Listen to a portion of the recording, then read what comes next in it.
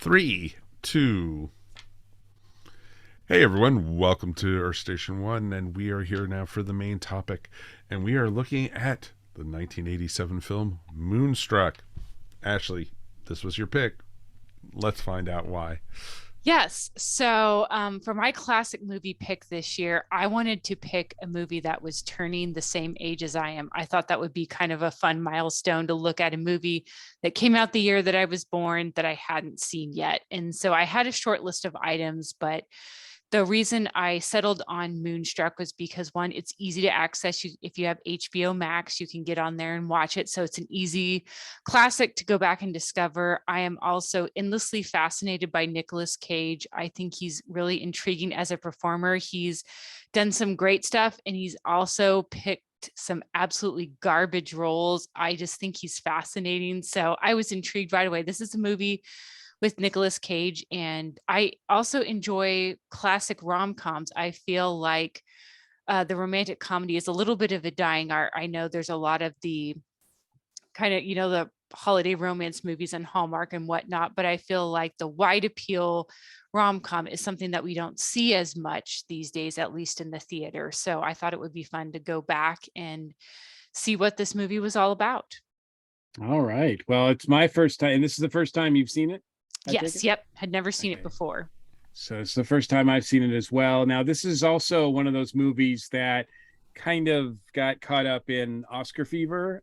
It was released in December 18th of 1987, but that was only limited theatrical release, so it could qualify for the Oscars. It wasn't released nationally to everybody until January 15th, 1988, but it's still considered an 87 movie. So it is still the 35-year rule there.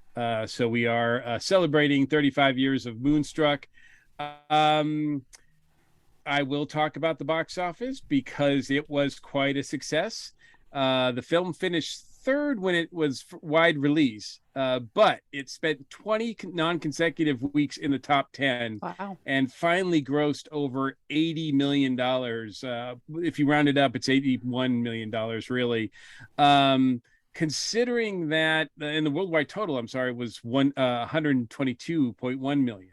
Now, the budget of this movie was 15 million. So this was a huge success, internationally, locally, or I should say domestically. Critically, it was huge as well. Back in the day, this is when Gene Siskel and Roger Ebert were talking about movies every week, and they loved this movie. The Cinema Score gave this an A minus. The film historian Leonard Maltin gave it 4 out of 5 stars. Roger Ebert added this film among his great movies list, and you'll find this movie is on a lot of people's lists as for best movies of all time, best comedies of all time, best romantic comedies of all time. I think it's even on that list, that book of like 1001 movies you should see before you die or something like that. And it received tons of Oscar nominations and Golden Globe too. We don't really talk about the Golden Globes anymore, but but the Oscars, yes, and it won 3. One for Cher, one for Olympia Dukakis for Best Supporting Actress, and one for Best Original Screenplay. So, by every sense of the word, this movie was a success.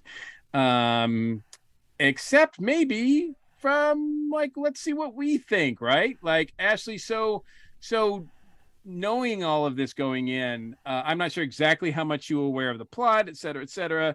But with what you did know and expectations wise, what were you thinking when you watched the movie, and overall, were you satisfied by it? Yeah, so I didn't know a whole lot about the movie beyond that it starred Nicolas Cage and Cher and was a romantic comedy. But one of the things that I ended up really liking about it was that the larger story of these close-knit Italian families and how the interplay between them. It's not just a relationship about these two people, you have their families and their own drama going on top of that. So I thought that added some nice layers to just the love story between the central characters. And this was just kind of a nice, cozy, feel good movie. After watching it, I don't know that I would necessarily have gone like, oh, wow, this is going to be an Oscar winner or something like that. But I just found myself really enjoying it. It was fun to see the characters. I liked the setting, just watching the story play out. And it just kind of gave me a nice, warm, fuzzy feeling after I watch it. I can always kind of tell how much a movie is drawing me in, because sometimes as I'm sitting downstairs, I'll work on a little craft, a little crochet or something like that. But this movie I just watched all the way through. So it held my attention and it was a lot of fun. So gave me a nice feeling afterwards. Mike, what about you? What were your thoughts when you originally saw it, and have you watched it since? And watching it again, did you get more out of it or less, or how were your feelings about it? It's interesting because I didn't watch this when it was at the theaters. I probably watched it on cable when it came out, like HBO or Showtime or which one of those. And you know, it was an okay movie for me. Like Ashley said, I wouldn't have at the time thought it was an Oscar movie and everything. The performances were great, don't get me wrong, and each one of them did fit their roles. It felt like you were just literally opening a window and looking into their lives, and I think that's what they wanted with it. And watching it again now, 35 years later, it's real interesting for me because there's a big difference between Mike at 20 and Mike at 55. You know, it's a huge difference. And you know what? It's very neat to see that, you know, it has a different point in my life and everything. Now I'm almost seeing this, oh, I've been there, I've done that, you know, type thing. Or, oh, you know, yeah, I've gone, you know, been committed to somebody else, but, you know, Gone met to the opera somebody with someone? else. You know, I've done that. You Gone know. to the opera with someone? Yeah. If that's what you want to call it, sure. Hey, Symbolism is always good with me. And but it was interesting too, because this time I watched it with Judy, and it's one of her favorite films. And literally seeing her squeal at different points and laugh her butt off at others, and then also watching it and watching her quote along with it is just amazing. And I think that almost gave me more pleasure than anything with this movie. So it was just real interesting. Yeah, I didn't know what to expect. I mean, I kind of had thoughts about this movie, like, you know, obviously I was aware of it, especially when it received all these awards. I kind of remember Oscar season, and they were the buzz of the season, and they were getting these awards. I'd see clips, you know, and obviously the scene where you know, it's one of the most famous film slaps in history. Snap You know, out of it. exactly. She really looks like she decks him too. But I wonder how many reshoots they had to do for that one. exactly right. Like, maybe there's a reason Nicolas Cage is the way. No, just kidding. Uh, but I hadn't seen it, so I didn't really know. So this was unexpected. Like the actual story itself and the way it plays out, I was very surprised by. I did not know what the exact plot was. I didn't know what Cher's character was going in, and I was very interested to watch things unfold the way they did.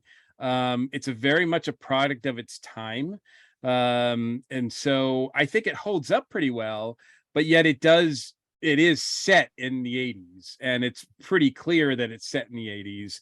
It has a lot of you know, fashion from the 80s, as well as I don't want to say morals, but like sort of things that you don't see much anymore. As you pointed out, Ashley, you don't see movies like this anymore, much anymore, for whatever reason. And I'm not saying it's a bad thing. I mean, I do like a good romantic comedy. I've seen many classic ones that were done in the 40s, 50s, et cetera, and I wasn't opposed to seeing romantic comedies at the time. I don't know why, like I said, I don't know how this one escaped me, because there's nothing in this that I overtly don't like. But watching it, I found it pleasant. I wasn't blown over like, oh my God, that's amazing, it's so hilarious. But I did get the sense that I think both of you talked about, this sense of family, this sense that, it takes place in Brooklyn, and I know it was filmed in Toronto and everything, but it still feels like a New York story. Mm-hmm. And around the 80s, there were a lot of movies that were New York stories. There was a lot of popular filmmakers that were coming out that were making these movies that were set in New York. And this is, and with different, whether it's the Italian community or the Jewish community or other types of, boroughs that are in New York. I mean, I think you could make a map of New York based on all the movies that were very made much so. Mm-hmm. But the cool thing with this story is the characters, how they're portrayed and everything. They could be any ethnicity too, like you were saying. Yeah. They could be a Greek family. They could be a Jewish family. They could be the Italians. It could even be Asian. It could be, whichever. It doesn't matter. It worked in that kind way. of transcends that, right? Exactly. Yeah. It does completely. And it hits on all the different generation levels too, which also made it so special. And and it captured that, and it doesn't do much for fidelity, I will tell you. Yeah. Well, like I said, it's a film kind of the 80s, right? Yep. I mean, the 80s was kind of not all about that, right? Like there was a lot of like go to bed first and deal with the consequences later, like that kind of thing. Depends when in the 80s, because this was already, from the story point, and this, yes, you're completely right, but this is right before the hit of the AIDS scare, and and the whole thing like that, because you had during the 70s, you had Anything Goes and everything, but this was already this was filmed in 86, 87, and which is just on that eve of that, right? Exactly. Where it's all right, let's talk about Cher. I don't know that we've ever talked about Cher in our 12 years doing Earth Station 1. We might have talked about her on one of the music ones or one of the soundtracks. Possibly. I mean, she's a music icon. Most people know her for her music. But back then, the end of the 70s, early 80s, her music wasn't really doing very well. Her music career wasn't doing well. So she switched over to do more acting, and she was really serious about it. She went to school with Lee Strasberg, and one of the first movies that she did in the early 80s was Come Back to the Five and Dime, Jimmy Dean, which if you've ever seen that movie, it's an incredible performance art piece. It's really, really solid. I do recommend that one. I do remember watching back when it came out, and I was stunned. It's an amazing movie. Another great one right around this time period was with her in Witches. Well, actually, Silkwood is 83, and then she does Mask in 85, and then 87 is her big year. Like she does 3 movies. She has 3 movies that comes out in 87. Suspect, Witches of Eastwick, and then the last of the 8 and 87 is this movie. So in this movie, it really like catapults her. I think she was already being taken seriously as an actress, because in Mask, I think she was up for an Academy Award. She was. Silkwood, she was up for an Academy Award. I mean, she won over a lot of people. So she was very much in the driver's seat when it came to doing movies. She had Yes or No. I know that reading the bios of this movie or the history of this movie, I know that she really wanted Nicolas Cage, and the studio did not want Nicolas Cage. And we'll talk about him in a minute. But she said she would not do this movie if Nicolas Cage wasn't cast, and so there he was. So let's talk about Cher as an actress and as a persona. I will say she's got a presence. I mean, when she's on screen, it's hard to ignore her. I think she does a great job here, first at dressing down and playing like a sort of like average, if you could dare call Cher average, like an average character, like a sort of a working class kind of role when she's doing the accounting and everything like that. It turns out later on that when they go to the opera, that her and Nicolas Cage both clean up well. Who knew? No. But I know. But Ashley, what do you think of Cher as a whole, and have you experienced many of her acting roles before? Or?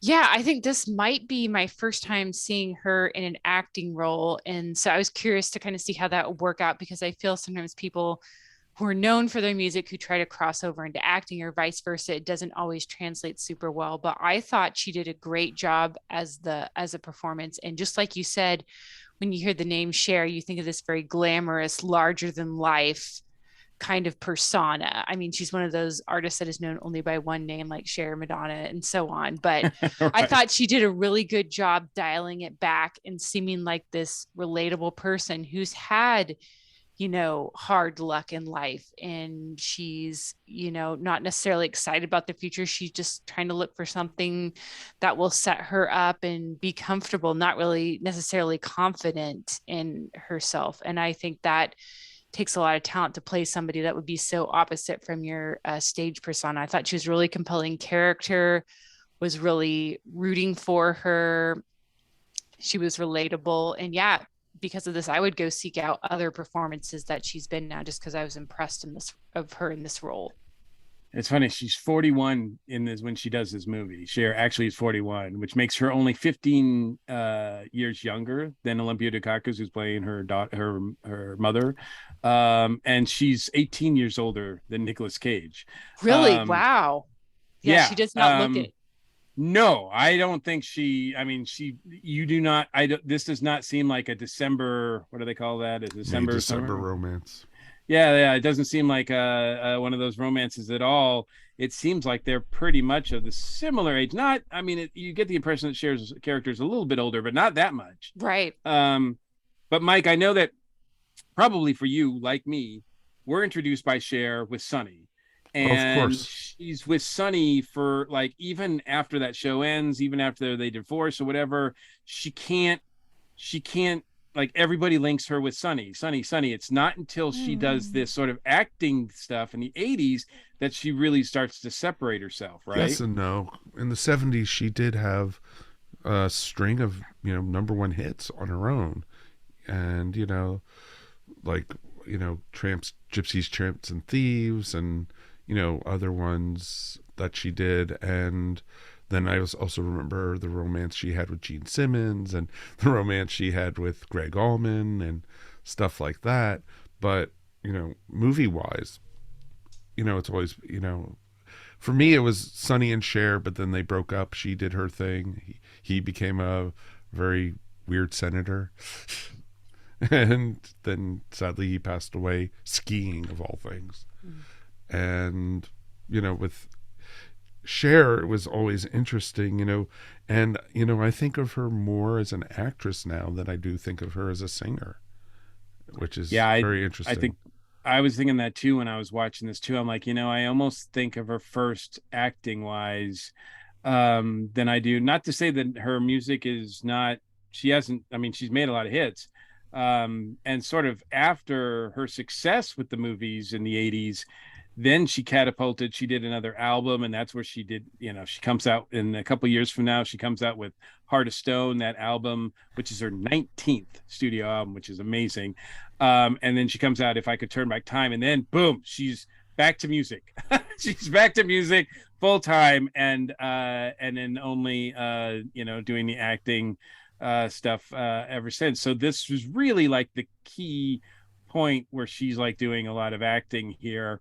And I think this is one of her best roles. I like her, and I've seen almost all the other movies. That's funny because I was like thinking about it, like all the other movies that she did then, Silkwood and Witches of Eastwick and Suspect and everything. And she's really good in those. But I think this might be, she carries this pretty much. It's her movie, right? Oh, very much so. This is a Cher film. It's her on the poster. There's nobody else on the poster. It's Right. not like her and Nick on the front or anything like that. Right. Or her and Olympia Dukakis. It's just interesting that, this is her film and everything. And I think out of all the films that she's done, this is the only one that really features her prominently. Yeah, she's done other great things, as I mentioned. Come back to the Come Back to the Five and Dime is one of my favorites that she's in, but that's more of an ensemble piece. Oh, it was interesting though too, because recently I was listening to Mark Maron's podcast, and he was interviewing Christina Ricci, and she was talking about Mermaids, which was one of her first movies, and that was also a Cher movie. And she said that Cher, was so kind and so helpful with, telling her, treating her as an equal, not as just a kid actor. And, this is what's going on with the movie. This is what's going on with what the directors are saying, explaining everything to her. And that for me, that shows a lot, and it's really awesome. And that also shows what kind of person she is. And everything. Yeah. So it and fit perfectly into what we're talking about tonight. Right. And I've never heard, despite the fact that she used her pull to get Nicolas Cage cast in this movie, I haven't heard anything that suggests that she was bad on set or she pulled the diva act or anything like that. So I don't know, but I haven't heard any stories to contradict that anyway. So as far as I know, I ran into Cher once when I was in Los Angeles. Wow. Yeah, I was on a date, and we were down in where was it, Santa Monica, down at the 3rd Street Promenade, and there's a couple bars there and really big clubs and everything, and there was this group of people, and there was all these lights around it, and it was actually somebody being filmed and a camera person. And I was like, oh, wow, that is one of the best looking Cher impersonators I've ever seen. And because MTV was an MTV camera, it was a CBS camera, and something else, VH1 or something. And my friend turned to me and she said, Mike, I actually think that's Cher. That's a great story. Oh, it was awesome. So sometimes it's hard to tell. Oh yeah. But that is awesome. All right, so let's switch focus over to our main man in this movie, Nicolas Cage. Now, Nicolas Cage also, he didn't have a huge music career before this, but in the early 80s, he's just getting started as well. He's getting roles in Fast Times at Ridgemont High. He's getting roles in Valley Girl, but he's not really making a huge impact. He's getting roles in Cotton Club because I think his uncle pulled some strings, because he's related to the director there, Coppola. But in this is like 87, he has 3 movies that come out, and they're pretty big deal as well. He comes out with Peggy Sue Got Married, Raising Arizona, and Moonstruck. And suddenly Nicolas Cage is the guy. It's easy to understand when they were making this movie that they didn't know he was the guy, and the studio was like, I don't know. But certainly after this, I'm sure they were pretty happy with the fact that, they had Nicolas Cage in this, because he had just had 2 other successes that year, Peggy Sue Got Married and Raising Arizona, both of which I saw in the theater as well. Somehow I missed Moonstruck. But what do you think of Nicolas Cage in this movie? Ashley, you referred to him as a weirdo. I say that with affection. Nicolas Cage is a really quirky guy, and I think when you can channel that energy in the right way, he can turn in a really good performance. And I thought he was a good fit in this role as a character who's also kind of down on his luck. Like, he's had this, horrible thing happen to him. His hand gets chopped off basically while baking bread, of all things, kind of, a horrific thing to happen. And that's kind of defined him, and he's kind of stuck in a rut. But one of the most interesting conversations was when he's talking about, like, oh, my hand, and then that led to all these other bad things happening and the loss of his relationship. And then Cher kind of turns it around. It's like, maybe that relationship was bad for you all along, and she was just looking for an excuse to leave you or something like that, and kind of helps him hope for the future again. And he kind of does the same for her. So it's interesting to see them keep running into each other and to feel that pull towards each other. And it's fun to see them both kind of get dressed up for the opera, because they strike me as people who haven't done a lot to necessarily like treat themselves or to go do something big and fancy like that a lot in the past few years. So they kind of inspire a fresh spark for life between each other. So yeah, I don't know if I was a casting director, if I would have thought necessarily to put Nicolas Cage in a big Hollywood rom-com, but I think he is the right fit after seeing it. Mm-hmm. Mm-hmm. Mike, what do you think of Nick in this movie?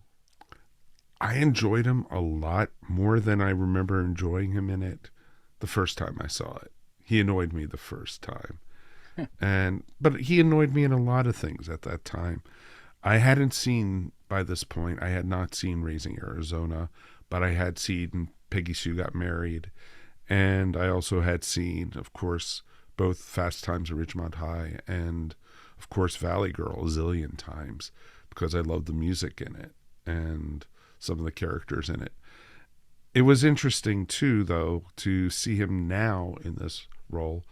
And, you know, the first times you see him, you only see him from the back. You don't even get to see his face. He kind of gets a like Stars entrance, right? Because we sort of like build to the reveal him, and it's like, wow, we don't even like he doesn't even warrant that, but he gets it here. No, exactly, and he acts the heck out of this character. I think he did a great job. You know, he come across as crazy and angry. Billy, don't cut your throat, you know, or you know, and it was just. You know, Ronnie, please get the knife. Get the Ronnie, no, Ronnie, no. I've been in love with him for so, and it's like, it was just interesting, but it was funny, you know, for a guy who seemed so angry at the world and everything. His apartment was strangely very nice and very well kept and very well read, and all the albums and everything. Someone who came across as that mad and angry at the world, I would think you'd have broken things everywhere in the apartment, and everything would be tossed everywhere. But you know, but overall, I liked it, and the chemistry between him and Cher was great. I thought they clicked right from the very first scene, and which was awesome, and I enjoyed it. And Judy kept on getting mad because I kept on calling him, "Hey, there's old Woody," you know, with his hand and everything, and. You know, he turned his head for a moment, and his hand went into the bread cut slicer. It's like, and before I knew it, his hand was gone. It's just like, ew, ah. But yeah, it was an interesting character. I liked him, and you know, it was his quirkiness in this, and his love for opera was just awesome. And what made, you know, when I first saw it, I thought, oh, this movie had to take place over a couple of weeks or something. But no, it was literally over, you know, like a weekend, two days. Right? Yeah, 2 or 3 days. And it was funny as heck. And total thumbs up. I really, you know, Nick Cage was fun in this one. Yeah, I think I appreciated the fact that he sort of acted in this movie, and I bought it. He didn't sort of, you know, I think Nicolas Cage kind of just has gotten used to playing Nicolas Cage in whatever movie he's in, and you get the same kind of like Nicolas Cage like doing this and Nicolas Cage doing that. You don't really feel like he's playing a different character. Nicolas Cage doesn't disappear. But in this, I kind of felt like he disappeared. The accent, I thought was like, it's not his normal way of talking. So I appreciated that. It was sort of smooth, and even though he was crazy and full of rage, at least when we first meet him, that kind of disappears a little bit. I mean, we still see echoes of it, but I mean, you can't have a romantic comedy if he's just going to be full of rage, right? And do crazy stuff. So, you know, he has to have a heart, and I think that comes through with his love for the opera, and certainly the sequence where they're at the opera and they go to the opera together. I mean, it's funny because when he says to her, you know, like, all I want is one night with you at the opera, and then I'm done. Like, you don't have to. You can do whatever. I'll leave you alone forever. And you're like, yeah, that's probably not going to happen. Like No. I don't believe that for a second. but he feels earnest at the time. And it's a really sweet moment with them discovering each other on the steps of the or by the fountain at Lincoln Arts Center. And it's really nice. I also thought it was cute too when when they're setting up the date and he says like, I'll meet you at the Met, and she has to come back and be like, where's that? Like, you think New Yorkers know where everything in New York is, but she's lived in New York all her life and she's never been to the Met. She has no idea where it is. I thought that was pretty fun little line there. What about other, and see, for me it's like, it's weird too because I'm not watching this as it comes out, so I have no idea. I mean, at the time I was interested in Nicolas Cage because I was liking what he was doing as well. In a lot of ways he was really like one of the big faces from the 80s to come out of the 80s for me, because he just seemed to symbolize that. And you know, outside of those people who were in John Hughes movies, there was like Nicolas Cage. Mm-hmm. He was like the bad. He was like too crazy to be in a John Hughes movie. But let's talk about some of the other characters. This is full of a lot of other interesting characters, fun characters to watch. Ashley, was there anybody else in the cast that really resonated with you? Yeah, I really liked Loretta Cher's character. Her mom, I thought, was a really interesting role, and just kind of watching her, that the idea of Cher and Nicolas Cage's characters have a new love story, but the mom and her dad, they're older and they've kind of grown apart, and to seeing some of the grief the mom's dealing with because of that. I really liked at the end where she's kind of stands up for herself, like, I know what you're doing and I want you to respect me. So I kind of enjoyed that. I was really worried though, that breakfast time conversation, I thought this is going to get really ugly, but actually everyone kind of took it well and rose to the challenge, and a lot of things were discussed and people made progress. And again, another interesting choice I thought they made, like Johnny having be the sort of quote unquote romantic rival. You know, a lot of times in a rom-com, like the other boyfriend will turn out to be like, oh, he was a jerk or things like that. But really, he was just kind of like a regular guy, and they just weren't right for each other. So kind of working through that relationship. I also enjoyed the aunt and uncle. I thought that was really cute, how the uncle was talking about the moon and how like they were just still in love after all this time. So I thought they were really sweet, fun characters. So I enjoyed the scenes they were in. Mike, what about you? So many different characters were really awesome in this one. Olympia Dukakis was just awesome as the mom. She was awesome, and I loved it. Do you love him? Yes. Oh, too bad. Yeah. That just makes it worse. The first time though, when she asks, like, do you love him? And she's like, no, I don't love him. Good, because then that's the way it should be with, because if you love it, like, then everything goes wrong. But I think that's why we have, like, we're not really, we are with Cher or I should say Loretta and Ronnie as their relationship develops, because we know that there's no love between Loretta and Johnny, right? No, Johnny is such a baby. Cher was, she was doing everything for him. You even have to get down on your knees. You have to give me a ring, everything. And he didn't even bring a ring. No, to propose to her. He was an idiot. He was a total idiot. And now that his mother survived, it's like, I can't marry you. It's just like, because he was going to ask Loretta to marry him because he needed another mother figure in his life. Yeah. And everything. And it was just interesting. Good call. Yeah. And it was just interesting. Perry, Fraser's dad, John Mahoney. Yeah. Which was awesome to see. And a lot of people also knew him at that time from, what was it? The movie where he was the father in Say Anything. Oh, yeah. And he had just started, I think, in Suspect with Cher that year as well. So. And exactly. I don't think he played a very nice man in that, if I remember correctly. But no, but you know, he loves getting water thrown in his face. I will say that.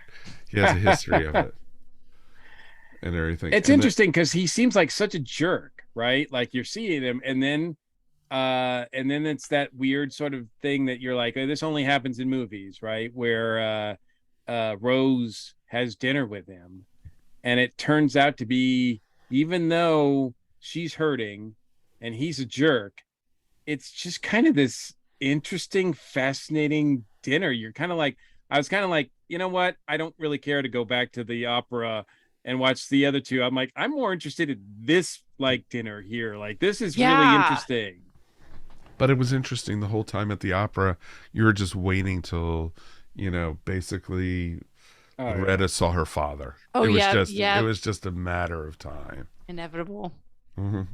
And so it was funny as heck. And, you know, even when you had Ronnie right next to him at the bar and everything, when they were getting drinks, because they didn't know each other from Adam. Yeah. So it was awesome. I also love the grandfather. The grandfather was so cool. Yes. He's so charming with his dogs. And oh, God, that's going to be me in 30 years. Yeah. This is your future. that is me in the future. Mike, go walk the dogs. Hey, what are you talking about, Judy? Get out. Yeah, so, yeah, that's going to be me walking 30 dogs at the same time or something like that. So I could see it happening. But, yeah, the characters were awesome. And, my God, when they were at the bakery and it was just like all that food, it was just like, oh, I'm starving. It's like, I want to be there. You can't have a movie about, or story, I should say, about an Italian family without food being like integral part of it, right?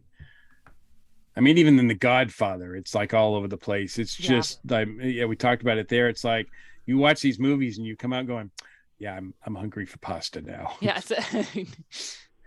So it's interesting, and it was a fun film. And just every character it felt like each one of them had their own backstory. It was like they had a life. It wasn't just like they're popping in or nothing. And so it was pretty cool. And we got to watch it last night, and it was a full moon. It was the harvest moon. The moon was so huge. It looked like a pizza pie in the sky. It's amore. What can I say? Well, I just agree with everybody, all your thoughts on that, as well as the crowd, and give a special shout out to, man, I miss Danny Aiello. He is such a presence in a lot of movies, and usually he plays a guy that, usually I see him play heavies. And it was nice to see him effectively play this guy who is just stumbling over himself. He's kind of a lonesome, nerdy guy. Mama's boy, if you will, doesn't really know what to do, not really confident, and I think he pulled it off really well. I mean, I've seen Danny Aiello in other movies and other roles, and he plays like somebody who's really overconfident, sometimes even violent, and he plays that really well as well. So this is a different role for him, but it really works.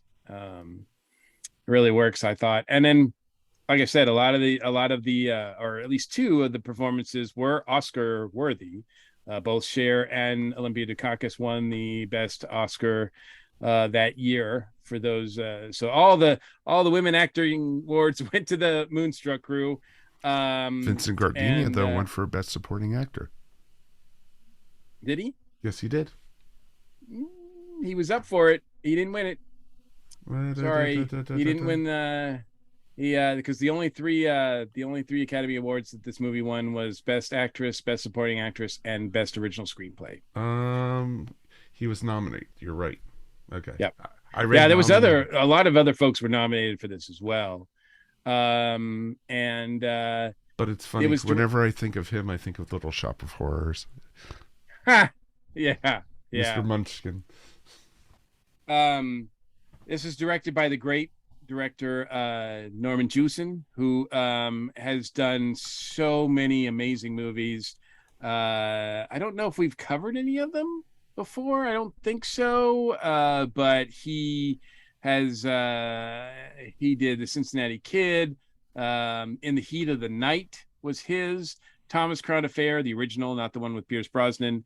He did the movie adaptation of Fiddler on the Roof, as well as the movie adaptation for Jesus Christ Superstar, and Justice for All, Soldier Story, Agnes of God. Goes on to make movies. I think he last one he did was in 2003 called The Statement. And unfortunately, I do not. Oh, he's still around. So he's 96. Good Lord. So if you're listening to this, Norman, awesome job. He's been nominated for Best Director for 3 times. Moonstruck was one of those times, but he has not. It's an award that has eluded him. So he should get a special Lifetime Achievement Award, which I think he might have, but I'm not sure. So, but yeah, he's a great director, and I think, there's nothing fancy here. There's no stylized shots or anything like that, but it's just really nice, and I think it almost has a tender touch to it. Yeah, it's a really great character piece, and just one of those that makes you feel nice while you're watching it. Oh, yeah, very much so. I'm thinking in particular of the scene where Cher's walking back from her morning after and kicking the can around. It's just a nice little scene. It gives us a little bit of insight into Cher's character a little bit. It's just a nice scene. And the movie is sort of corny. All the stuff that's happening with the moon doesn't look real. It doesn't it looks like it was drawn up there and hung from strings or whatever, but it gets the point across, and it's just kind of a feel-good movie, and a feel-good sequence when that happens. And anything else about the movie that struck you, Ashley? No, just it's always interesting to watch movies that were made years ago to see how well they held up. And while this movie definitely is a product of its time, like this is very obvious an 80s movie, it doesn't necessarily feel dated. Like I still enjoyed watching it. It felt like a capsule of its time. And I thought the feelings between the characters and the family drama, that still felt relevant, something that could happen today. So I think that it is aged well and still worth watching today. Mm-hmm. Mike, any other thoughts? No, this can easily also be made into a play very easily. Mm-hmm. Yeah. It's one of those type of stories. And like Ashley said, it is ageless. It could be made now. It could be made 50 years ago, 60 years ago. There wasn't anything that, dated it. And that's the cool thing of a great story. And it was a ton of fun. And I'll probably watch it again in another 30 years or so. It'll be good. I will also say that the soundtrack was pretty nice as well. All the excerpts from La Boheme, which is, I'm not a huge opera fan, but I did appreciate the music there. In fact, Michelle wasn't watching the movie with me, but she came out and she was like, "Where's that beautiful music coming from?" And I was like, "It's this movie, Moonstruck." And she's like, "Oh." Of course, can't go wrong with bookending it start to finish with Dean Martin with That's Amore, right? Mm-hmm. I mean, that's like the ultimate, that's sort of, it's like a perfect, actually, like if it wasn't called Moonstruck, I would think that the perfect title for this would be like That's Amore, because it's just sort of like, that's love. What are you gonna do? Like, that's what love it, that's what love's like. So overall, very good movie, very good feel-good movie, which we don't have nearly enough of, Ashley. So thank you for selecting this movie for that alone, so we don't have to deal with like drama, any more drama than we deal with anyway. Yeah. So that was nice. And I don't know, I know that there's a few romantic comedies that are on the docket to be released in the next few months. One with George Clooney and Julia Roberts, I think, is the one that I'm immediately thinking of. I think there's another one with Jennifer Lopez as well, and somebody, but I can't recall what that one was called or whatever. But it's a nice, when it's done well, which this is done well, I think it's nice, and I think we could use more of them, actually. So I hope it's something that that does succeed, and we get more of these. So, but that means we'll probably get a remake of this, right? Or a series or something. Moonstruck series. Yep. So I'm surprised there wasn't a Moonstruck 2, like a The Moon Strikes Back, or I don't Yeah. Revenge of the Moon. Exactly. Damn you, Anyway. Moon. Anyway, for those people who haven't checked out this movie, if you're watching our review or listening to us, if we haven't spoiled it enough, actually, we've talked about it, but it's just it's a really feel good movie. So, I think you'll enjoy it. So I hope so. Yeah, thanks, Ashley, for picking this one. Yeah, it was just kind of a random pick, and I think it worked out really well. I really liked it. Glad I got a chance to see it. Nope. We're Awesome. going to do another classic in a couple months that Ashley hasn't seen before. Yeah, so that's not too Absolutely. hard to find from that And the list. next one who's going to pick is me. Oh, ooh, uh-oh. So, I could already tell you what it's going to be. Well, technically speaking, our next movie review, our classic movie review, is coming up next month in October with a movie that Ashley has not seen, That's which true. is celebrating 100 years, and that is my pick, which is Nosferatu. So That's a good point. That's completely different, but it also stars Cher. Oddly enough, no, just kidding. well, wait a minute. It also stars Cher and Nicolas Cage. It would explain a lot. Yes, it certainly would. Man, now I want to see that. Anyway, all right. So thanks for that pick, and yeah, we will close out the show right after this message.